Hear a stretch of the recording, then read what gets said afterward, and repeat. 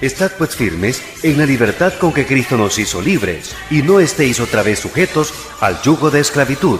Gálatas 5:1. La Iglesia Bautista El Dorado tiene el honor de presentar Palabras de Libertad en labios del pastor Ricardo Fernández. Hermano, cuando estábamos cantando ese canto, Un grano de arena, me recordé que así me sentía yo, un grano de arena, insignificante en la vida. Estaba rodeado y yo vengo de un hogar que no faltó nunca nada, pero era un miserable, un grano de arena. Cuando yo me congregué por primera vez en una iglesia evangélica, pues fui a mi primer culto, el hermano Santiago Stevenson cantó este canto y yo, sin saber por qué ni explicarme por qué, me quebranté como un niño sollozando en la silla. Y era porque cuando Cristo vino a mi vida, es que mi vida tuvo sentido y tuvo propósito y tuvo orientación. Antes no éramos nada, ahora somos templo del Espíritu Santo.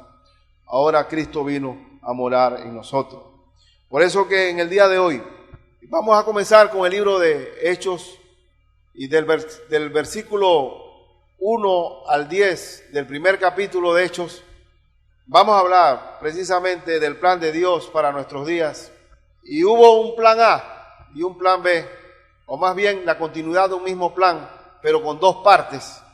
Una parte A, donde Cristo es el consumador de todas las profecías del Antiguo Testamento y todo se realiza y se converge en Cristo, la plenitud de la deidad, que a través de su enseñanza, muerte y resurrección, se cumple la primera parte. Y quiero que lea conmigo los primeros 3 versículos de esta primera parte del plan. No de un plan A y un plan B, corrijo, sino la continuidad de una parte A y una parte B. Dice, en el primer tratado, oh Teófilo, y es bueno recalcar que Teófilo fue una persona, definitivamente no es una persona figurada, porque en este libro lo escribió Lucas, el libro de los Hechos, y también escribió el Evangelio de Lucas, y en el Evangelio de Lucas aparece, oh excelentísimo Teófilo, una persona. Pero qué coincidencia que dice Teófilo, que el significado del nombre Teófilo significa hijo de Dios. Así que en realidad la carta está dirigida a todos los hijos de Dios. Y en el primer tratado, o sea, en el Evangelio de Lucas, hablé acerca de todas las cosas que Jesús comenzó a hacer y a enseñar. Y es bueno que en esta introducción del libro de Hechos sepamos que la vida cristiana significa hacer y enseñar. No es solamente un teórico, no es una persona que habla y que predica, que anuncia y que proclama, sino que vive la fe que está predicando. De lo contrario seríamos falsos apóstoles, falsos maestros, falsas profesiones de fe. Así que Cristo hay que hacer como el Señor, que hacía y enseñaba, que Él comenzó a hacer y a enseñar hasta el día en que fue recibido arriba. Y cuando Él subió arriba en el día de la ascensión, después de haber dado mandamientos por el Espíritu Santo a los apóstoles que había escogido. Y aquí viene el plan maravilloso, un plan que implicó una vida, un testimonio de hacer obras, milagros, maravillas, señales, enseñanza de quién era Dios. Cristo manifestó el carácter de Dios, pero Él asciende y manda, ordena mandamientos a los apóstoles. El relevo le correspondió a los apóstoles darle seguimiento a las enseñanzas del Maestro. Y miren lo que dice el versículo 3. A quienes también, hablando de los apóstoles, después de haber padecido, se presentó vivo con muchas pruebas indubitables, apareciéndoseles durante 40 días y hablándoles acerca del reino de Dios. Cristo se presentó vivo, resucitado. Y hermano, el Señor está vivo. Hermano, siempre tiene que estar presente de que así como Cristo se apareció a los apóstoles por 40 días, en una escuela bíblica de 40 días, recalcando y señalándole, porque dice que se les apareció y les enseñó. Volvió, cada vez que el maestro aparecía, enseñaba. Cuando se apareció a los discípulos que iban camino de Emaús, no se reveló inmediatamente quién era, pero comenzó a enseñarles. Él es el maestro. Y dice que les apareció por 40 días enseñándoles y recalcándoles sobre el reino de Dios. ¿Qué es lo que Dios quiere? ¿Qué es lo que más enfatiza en su palabra?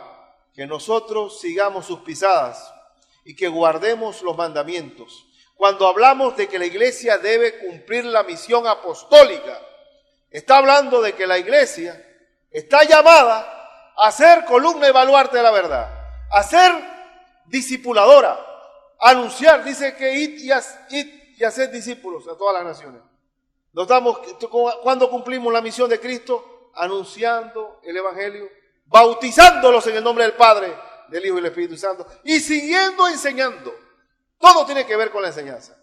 Todo. Aún los cinco dones que hay en Efesios, apóstoles, pastores, evangelistas, profetas, maestros, tienen que ver directamente con la enseñanza. Así que el maestro enseñó, hizo y enseñó. Se apareció por 40 días y volvió a enseñar. Y nosotros tenemos que mantener esa autoridad de Dios, de ser el relevo de Él. Y en esta primera parte, vemos que siempre el Señor está enseñando, sin edificaciones. Usted está viendo que en estos 40 días que aparece aquí, no se reunieron en un templo, no se reunieron cumpliendo un programa, no estaban haciendo estudios bíblicos programáticos como lo tenemos nosotros. El Señor en esos 40 días recalcó lo que había establecido en este plan A. Todo se consumó con Cristo. Y en esta parte, uno puede decir, el testamento se abre con el testador. El testador muere y reparte el testamento. Nosotros como hijos somos herederos, no solamente del reino eterno, de la vida eterna, de que se nos abra el cielo para nosotros, sino que somos detentadores de una misión. Somos embajadores del reino de los cielos. Y entonces la parte B, que hoy quiero introducir, porque esto es apenas solamente decirle que el autor de Hechos está recalcando que Cristo vivió, hizo, enseñó, resucitó. Pero ahora viene la parte interesante también. Nosotros somos continuadores de ese plan maravilloso. En la parte B, vamos a ver que el poder del Espíritu Santo, Dios nos lo da para testificar al mundo. Vamos a ver el versículo 4 al 8. Y estando juntos, les mandó. Cuando Cristo es Señor, manda. El Señor ordena. Señor, cuando se habla de que recibimos a Cristo como Salvador, también tenemos que recibirlo como Señor, como el que manda. Cristo les ordenó que no se fueran de Jerusalén, sino que esperasen la promesa del Padre, la cual les dijo que oísteis de mí. Él les mandó que no se fueran de Jerusalén. Aquí está la parte. Vamos a buscar en Lucas 24, 45 al 49. Lucas 24, 45.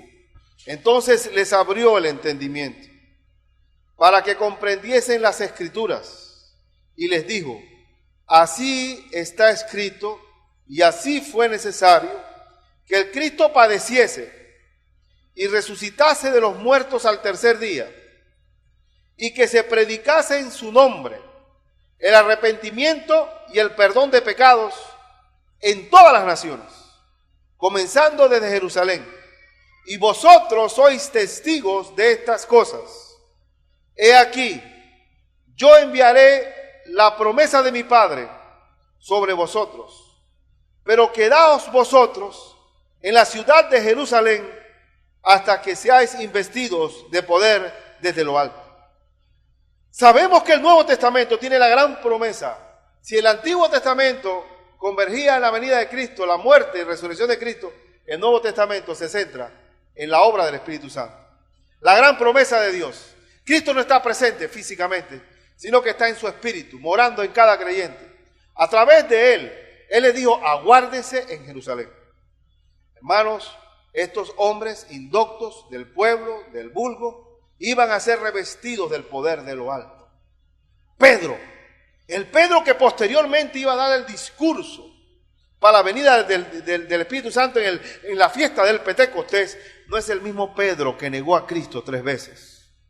No es el mismo Pedro que quería reconvenir a Cristo para que no fuera a la cruz. No es el mismo Pedro que en verdad era pura carne, puro ímpetu, pero nada espiritual. Solamente con el poder del Espíritu Santo es posible cumplir la misión que Dios le ha encomendado a su iglesia. Ninguno de nosotros vale por sí mismo.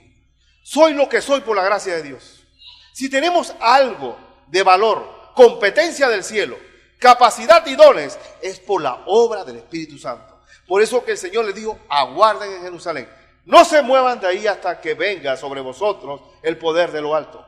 No podemos ser testigos de Cristo si Él no nos inviste del poder. Gloria a Dios, porque en verdad la gracia de Cristo es la que nos permite ser testigos de Él. Observen, por favor, nosotros como creyentes sabemos, de acuerdo a Efesios 1, 13, 14, que ese poder de lo alto viene a nosotros. Inmediatamente recibimos el poder de la salvación cuando creemos en el Evangelio. En el versículo 13, capítulo 1, en él también vosotros, habiendo oído la palabra de verdad, el evangelio de vuestra salvación, y habiendo creído en él, fuisteis sellados con el Espíritu Santo de la promesa, que es las arras de nuestra herencia, hasta la redención de la posesión adquirida, para alabanza de su gloria. Nosotros recibimos la promesa cuando nos constituimos en hijos de Dios el día que le recibimos. Todo aquel que ha recibido a Cristo, que ha creído en su nombre, Dios le dio la potestad de ser hecho hijo de Dios. Inmediatamente ha sido sellado como propiedad de Dios.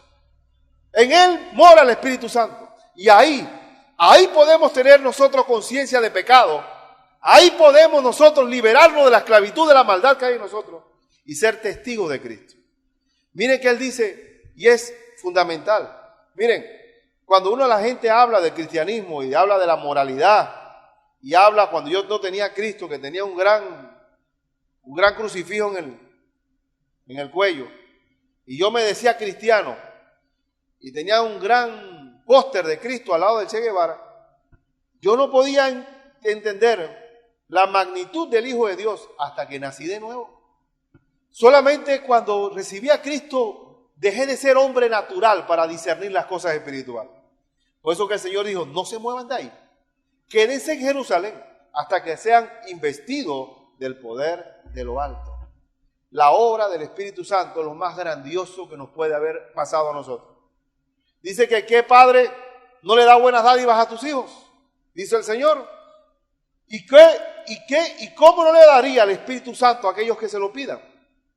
Sin el Espíritu Santo no tenemos consolador. Cristo habló en Juan y dijo, os conviene que yo me vaya, para que venga sobre vosotros el Espíritu Santo, para que puedan tener consuelo. Por eso que se llama el Espíritu Santo el Consolador, el cual nos consuela en todas nuestras tribulaciones, el cual nos permite seguir la meta del Señor, la visión del Señor, nos permite caminar por encima de nuestras debilidades, poder alzarnos de nuestra mediocridad y mirar las cosas del cielo, mirar las cosas de arriba.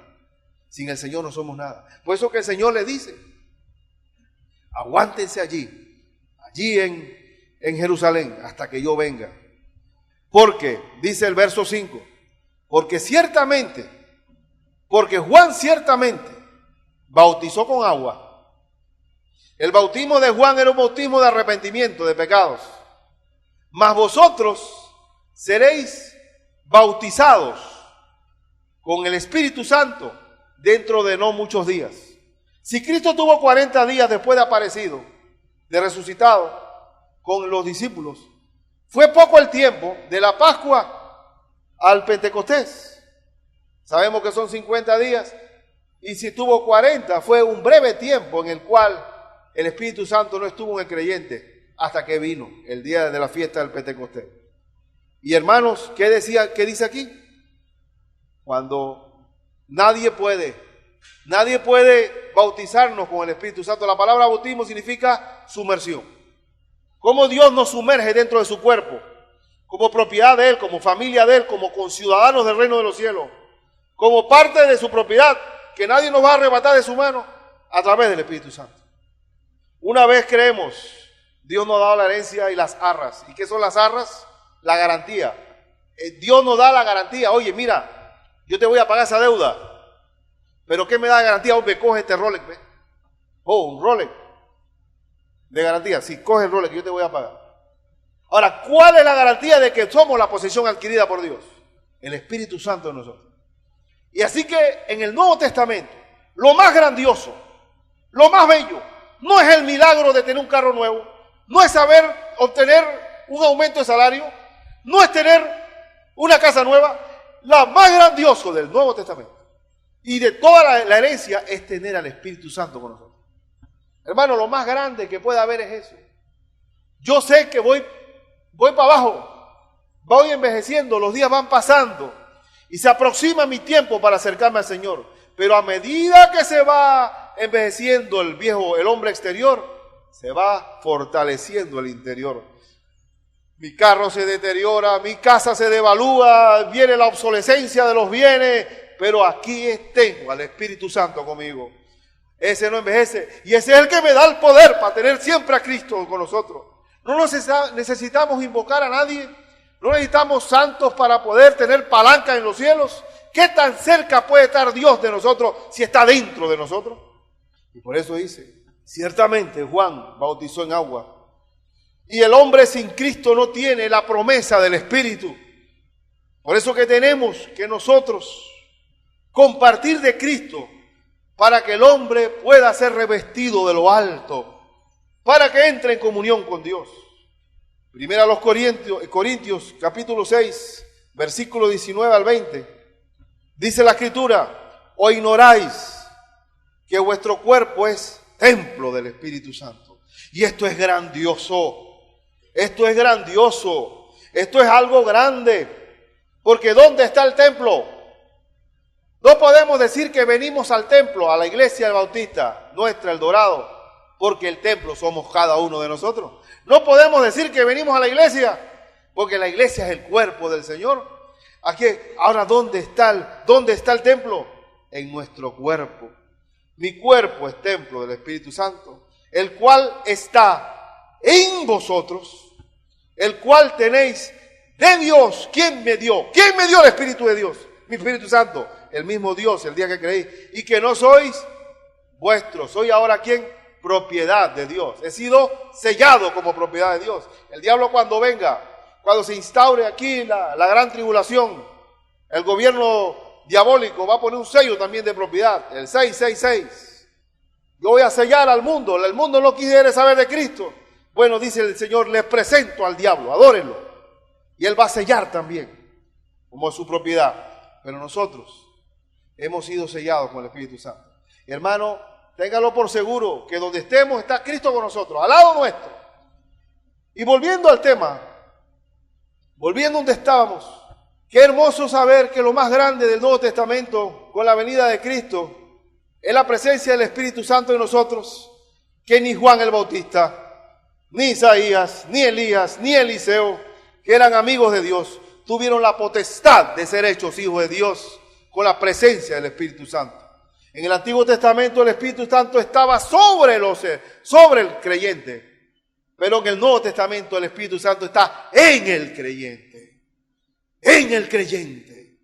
Y por eso que a veces hay que corregir ciertos cantitos que decimos por ahí, Jesús está pasando por allí. Oye, pero ¿cómo es que está pasando por allí si está acá adentro? Ahora mora en mí. ¿Y cómo va a estar por fuera? Y cae, ven a mí, Espíritu. Un momento, ¿por qué tengo que llamarlo si está dentro de mí? Soy ahora propiedad de Dios. He sido ya el Espíritu Santo. Yo soy templo del Espíritu Santo. Y que nadie ponga en tela de duda de que el Espíritu Santo va y viene porque vino a ser una morada permanente en vosotros. Y porque Cristo dijo claramente, conviene que yo me vaya. Es conveniente que me vaya porque voy a hacer una residencia permanente en vosotros. Estaré en vosotros. Y entonces siempre los ojos humanos, siempre estamos pensando limitadamente. Uno a veces puede pensar y piensa a veces en la torpeza de los discípulos. Los discípulos mostraban una torpeza que uno diría, oye, pero qué gente, le falta escolaridad, hombre, le falta intelecto a esta gente. Son gente de escaso promedio. Pero en realidad la torpeza de los discípulos es la nuestra, ¿oyeron? ¿Se acuerdan cuando Cristo dice, oye, guardaos de la levadura de los fariseos? Y ellos dicen, ¿será porque no traímos pan? Y ellos siempre salían por la tangente. Pero cuando viene el Espíritu Santo a ellos, la torpeza se fue. Y los mismos fariseos y el Sanedrín judíos se maravillaban de que estos hombres del vulgo tuvieran la autoridad con que hablaban. Y la torpeza se fue. Porque cuando viene el Espíritu Santo a nosotros, la unción misma de Dios está en nosotros. ¿Qué mejor tutor que el Espíritu Santo? ¿Qué saber que cuando leo mi Biblia, Dios me permite discernir su verdad? Porque tengo el Espíritu Santo morando en mí. Lo más maravilloso ha sido eso. Ahora, en este plan, dice los discípulos, antes de que el Espíritu Santo viniera a ellos, en el versículo 6, él dice, entonces los que se habían reunido le preguntaron diciendo, Señor, ¿restaurarás el reino a Israel en este tiempo? Siempre pensando en gobierno, en ministerio, en departamento, porque me recuerda a Juan y Jacobo que le preguntaron al Señor, Señor, cuando tú vengas en tu reino, quisiéramos que estar el uno a la izquierda y el otro a la derecha, queremos ser primer ministro y ministro de planificación. Y ellos preguntaron, miren, ustedes serán bautizados con el Espíritu Santo, aguárdense en Jerusalén.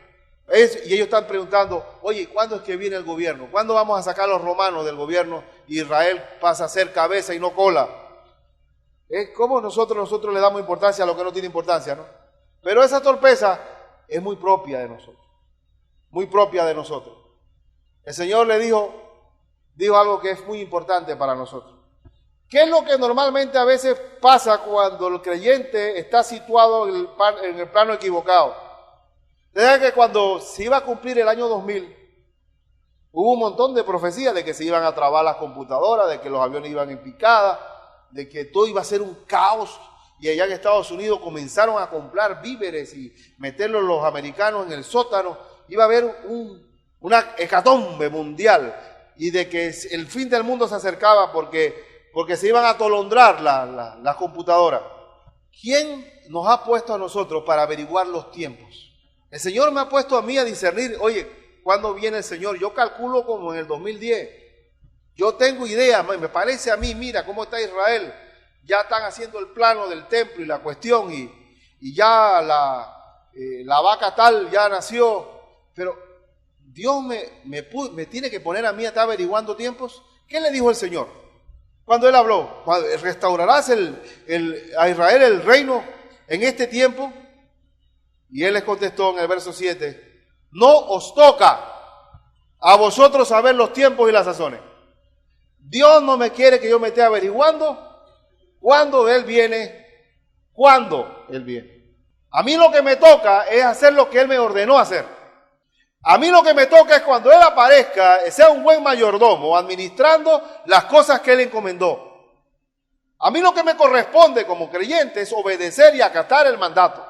No cuando Él va a tocar el timbre, ni cuando Él va a asomarse a la puerta. Que cuando Él Él toque la puerta en su venida, yo tenga el delantal puesto como obrero de Él, como sirviente de Él. Eso es lo que me toca a mí. Sé como la esposa que está esperando que el esposo llegue. ¿Y cuándo llegará? ¿Cuándo llegará? Pero haz la comida. Haz la comida. Es una buena forma de esperar. Haz la comida. Así mismo cuando el Señor venga, ¿cómo nos hallará? Algunos están mirando al cielo para ver cuándo viene el Señor. Hay que hacer lo que nos ordenó hacer. Y cuando Él venga, nos encuentra haciendo lo que nos encomendó. Yo le decía de aquel hombre que puso al hijo a pintar la casa. Dice, píntese esa pared, hijo mío. Y cuando Él viene, resulta que el hijo está pintando la ventana. Digo, pero ¿por qué estás pintando la ventana si yo te dije que pintaras la pared? Es que me encantó hacer esta, papá. No, Señor, haga lo que yo le digo. la obediencia de la iglesia. Y la iglesia, cuando el Señor venga, no estará haciendo lo que les compete hacer, ¿ah? Y lo peor, estará en matrimonio muchas veces con el mundo. La iglesia debe ser como aquella mujer que va al baile, muy simpática. Y están los hombres engalanados, ¿quieres bailar conmigo? Y ya no, estoy esperando a mi esposo. ¿Quieres bailar conmigo? No, estoy esperando a mi esposo. Así debe ser. No aceptar el cortejo de nadie. No estar enamorado con el mundo. No estar oyendo a aquel que lo distraiga. Nosotros tenemos que estar no centrados en los tiempos y las sazones, sino en lo que el Señor nos ordenó hacer. Observen, por favor.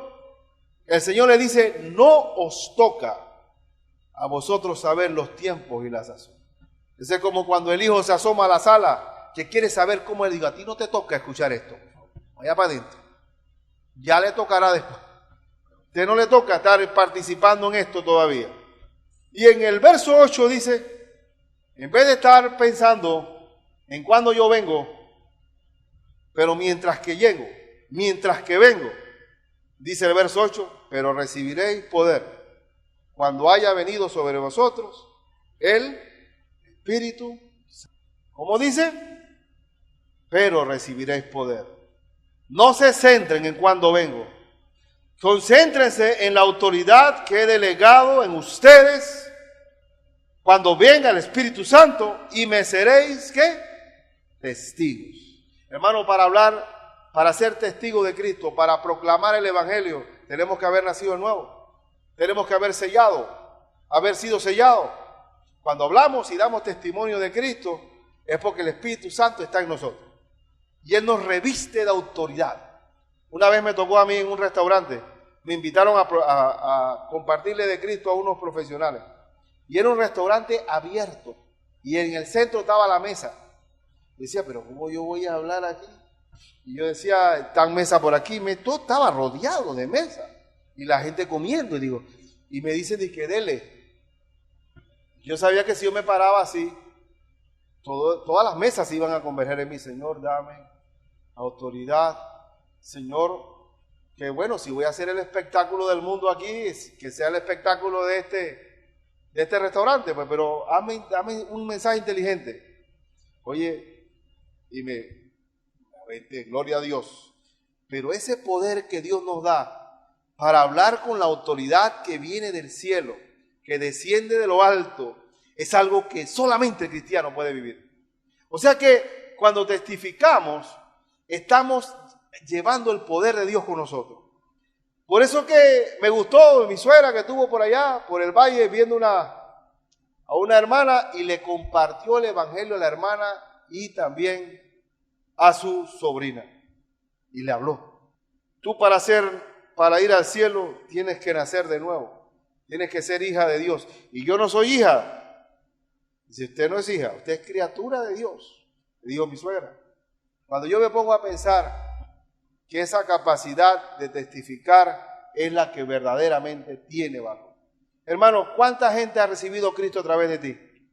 ¿Saben cómo se apaga el Espíritu Santo? Cuando no testificamos. ¿Y cuándo nos apagamos? Cuando estamos en pecado. Cuando estamos en pecado no podemos hablarle a nadie porque nos da vergüenza. Nos sentimos malos testimonios. Necesitamos, oye, qué fraude soy yo. Qué barbaridad, qué vergüenza que yo no puedo ni abrir la boca. Salgo de la vecindad y salgo avergonzado. El pecado hace que se apague el Espíritu Santo. El pecado hace que perdamos poder para testificar. Pero el Señor nos ha colocado y nos ha dado el Espíritu para poder testificar. Cuando Juan comenzó y le dijo a Israel, arrepentíos, porque el reino de los cielos se ha acercado. Y Cristo también predicó arrepentimiento, porque el reino de los cielos se ha acercado. También nosotros estamos rogando al mundo, reconciliados con Dios. Nos corresponde ser embajadores y Dios nos ha dado el poder para hacerlo. Todos tenemos que ser testigos. No todos somos evangelistas, pero todos somos testigos de Cristo. Por favor, sea instrumento de Dios. No apague el poder que Dios le ha dado. Por algo el Señor nos ha colocado con ese poder. Y dice, recibiréis poder cuando haya venido sobre vosotros el Espíritu Santo. Y me seréis testigos en Jerusalén, en toda Judea, en Samaria y hasta lo último de la tierra. A veces uno tiene usted sabe, la mente miope, la mirada, no, la mente miope no puede ser, la mirada miope. Yo tengo algo de miopía, pero el problema de la miopía es que uno mira nada más cerquita. Con Cristo he mejorado la visión. He pensado no solamente en mi Jerusalén, sino más allá de mi Jerusalén. Yo tengo que ser testigo y tratar de llevar la visión de Dios hasta lo último de la tierra también. Y Dios nos ha dado el Espíritu Santo para poder cumplir con eso. Léase Mateo 28, 19. Mateo 28, 19 sobre la gran comisión. Dice, por tanto, id y haced discípulos a todas las naciones. Cuando Cristo les dijo a los discípulos antes de su ascensión que tenían que cumplir esta comisión, Él les dijo que aguardaran la promesa del Espíritu Santo en Jerusalén. Y cuando les dijo esto, les dice, por tanto, id y haced discípulos a todas las naciones. O sea que tengamos una visión de largo alcance. Es decir, que el Señor nos dijo que el poder de Dios para discipular es obra total de Él en nosotros. Somos testigos de Él. Por tanto, id y haced discípulos a todas las naciones, bautizándolos en el nombre del Padre y del Hijo y del Espíritu Santo. La obra del Espíritu Santo en nosotros. Yo nunca creí, yo siempre tenía una inclinación natural a la enseñanza. Y yo quería ser profesor de la universidad. Le voy a confesar eso, yo quería ser catedrático. Una vez me tocó a mí hacerlo, siendo cristiano, y me di cuenta que esa no era el magisterio. Donde uno siente verdaderamente que es su magisterio es en la enseñanza bíblica, porque uno sabe que está cumpliendo la gran comisión de ir y hacer discípulos. Ahí es donde uno sabe que esa es su labor fundamental. Cuando un creyente madura, sabe que la vocación más grande que tiene es la obra del Señor en nosotros. Y por eso, que voy a terminar la última parte, las fases B de la venida del Espíritu Santo al creyente me lleva a mí a un compromiso cristiano. Tengo el Espíritu Santo de Dios. ¿Para qué? Para testificar al mundo. Tengo el Espíritu Santo de Dios, ¿para qué? Para hacer luz de la tierra, para hacer luz del mundo y sal de la tierra. A mí me corresponde decidir si yo pongo esa luz debajo de la mesa o debajo de la cama y si soy sal en vez de sal azúcar. A mí me corresponde aceptar que ese poder de lo alto tiene un propósito.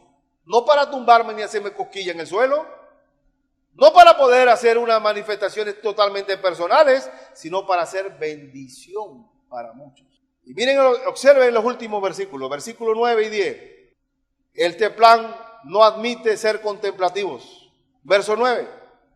Y habiendo dicho estas cosas, viéndolo ellos, o sea los discípulos, fue alzado y le recibió una nube que le ocultó de sus ojos. Y estando ellos con los ojos puestos en el cielo, entre tanto que él se iba, he aquí se pusieron junto a ellos dos varones con vestiduras blancas, los cuales también le dijeron. Y es interesante qué significa ser contemplativo. Oh, se fue el maestro. Y ¿qué le dijeron los ángeles? Le dijeron, varones galileos, ¿por qué estáis mirando al cielo? Hay una hermana que me dice, yo francamente, yo quiero que Cristo venga o partir rápido con Él. Yo estoy harto del mundo ya. Eso está bien, eso es un anhelo, ¿no? De encontrarse con el Señor, pero ¿por qué estáis mirando al cielo? Esa ociosidad de estar averiguando cuándo vendrá el Señor de nuevo. ¿Cuándo estaremos allá con Él? Otra vez viene la misma reprensión de que no debemos estar solamente averiguando cuándo tú vienes de nuevo, sino haciendo lo que el Señor nos ordenó hacer. Aquí dice que estaban mirando al cielo en actitud contemplativa y le dijeron, ¿por qué estáis mirando al cielo? Pregunta. Es una pregunta diciendo, oye, ¿qué es esto? Este mismo Jesús que ha sido tomado de vosotros al cielo, así vendrá como le habéis visto ir al cielo. ¿Cómo va a venir el Señor? En una nube también. Lo vamos a ver, pero mientras que Él venga no vamos a estar allá en Machu Picchu, viendo hacia el cielo, sino haciendo lo que el Señor nos ordenó hacer. ¡Ey! No, esto no es para vagancia, por favor. El apóstol Pablo dice que el que no trabaja, que no come. No, que no coma. Igualmente la obra del Señor. Esto no es una actitud de monje budista o de Dalai Lama o estar en un hindú sentado en una cama de clavo, sino haciendo lo que el Señor nos ordenó hacer. Por favor, esto es, los monasterios fue un error. Los monasterios fue un atraso. En los monasterios fue influencia del diablo. Porque no es posible tener y encerrarme y decir, no me voy a contaminar del mundo. Me voy a encerrar como la avestruz para no ver a ningún lado. No quiero contaminarme con mis ojos. Ahí estaré yo, santo, sin mancha. Porque no quiero. No ver mujer, no voy a hacer nada. Yo voy a caminar sin ver el pecado que estáis mirando al cielo. A trabajar. Por favor, que no seamos una iglesia pasiva. Que no seamos una iglesia que tiene al Espíritu Santo para decir, Señor, lléname de ti, Padre mío. Yo quiero llorar hoy, consolarme, quebrantarme delante de ti. Está bien. Quebrántate cuando pecas, cuando pides perdón. Pero por favor, no solamente te quiero como hijo, también te quiero como siervo de Dios. Te quiero haciendo la faena que te ordené hacer. Y la iglesia de Jerusalén fue un fracaso como iglesia, porque ellos cerraron filas y se quedaron en Jerusalén comiendo todo el mundo. En ese día del Pentecostés, que hubo 3,000 personas que recibieron al Señor, dijeron, hey, no nos vamos para ningún lado, vamos a quedarnos aquí porque Cristo viene. Vamos a quedarnos todos metidos en la casa de Lorián, allí comiendo en una misma olla todos, hasta que el Señor aparezca. Y entonces hubo una crisis de viudas porque estaba un problema en la repartición de la comida. Pero el Señor había dicho claramente, me seréis testigos en toda Jerusalén, en Samaria, en Galilea, en Galilea, Jerusalén, Judea, Samaria y hasta lo último de la tierra. ¿Y qué dijeron ellos? No salimos de Jerusalén, somos judíos. Dios es para nosotros. Se encerraron y la iglesia fue un fracaso. ¿Por qué? Porque no escucharon bien. Me seréis testigos. Me seréis testigos. Y cuando el Espíritu Santo llegó de los samaritanos, dijo, ¿cómo? ¿Los samaritanos, esos animales recibieron a Cristo? No puede ser. Verifiquemos allá. Oh, no, también en Antioquía. ¿Cómo? ¿Quién les habló en Antioquía? No, unos hermanos que se fueron por ahí. ¿Cómo? Bernabé, chequea. ¿Cómo? También. No en la casa de Cornelio. ¿Cómo? Pedro, ¿cómo fuiste a comer en casa de un gentil? Eso es abominable para nosotros. No, también, ¿cómo va a ser? También recibieron a Cristo. Entonces ellos como que entendieron, no, Dios no es para los judíos, sino para el mundo entero. Pero iglesia, por favor, a veces pensamos también nosotros que Dios es para nosotros nada más. Dios es para nosotros, no para el panadero que le compramos el pan. No para el chinito de la tienda. No para el que anda con nosotros, sino para nosotros también. Y cuando eso ocurre en la iglesia hay problemas serios, porque se vuelve un club social, se vuelve un monasterio. ¿Por qué? Porque nos sentimos muy cómodos con nosotros mismos. Así que hermanos, ¿qué haces mirando al cielo? Este mismo Jesús que ha sido tomado de vosotros al cielo, así vendrá como lo habéis visto ir al cielo. Ven, Señor Jesús. Pero mientras vienes, Padre mío, yo quiero que tú me uses para ser testigo tuyo en este mundo que necesita de ti. Ayúdame a ser embajador tuyo. Ayúdame a poder llevar el evangelio. Úsame como instrumento de tu justicia. Ese debe ser nuestro anhelo. No nos volvamos una iglesia de Jerusalén, sino que seamos como la iglesia de Antioquía, que fue un centro evangelístico mundial. Me hiciste libre. La Iglesia Bautista El Dorado ha presentado Palabras de Libertad. Recuerde lo que dice Gálatas 5:13, porque vosotros, hermanos, a libertad fuisteis llamados, solamente que no uséis la libertad como ocasión para la carne, sino servíos por amor los unos a los otros. Le invitamos a escuchar nuestro próximo programa a esta misma hora y por esta misma emisora.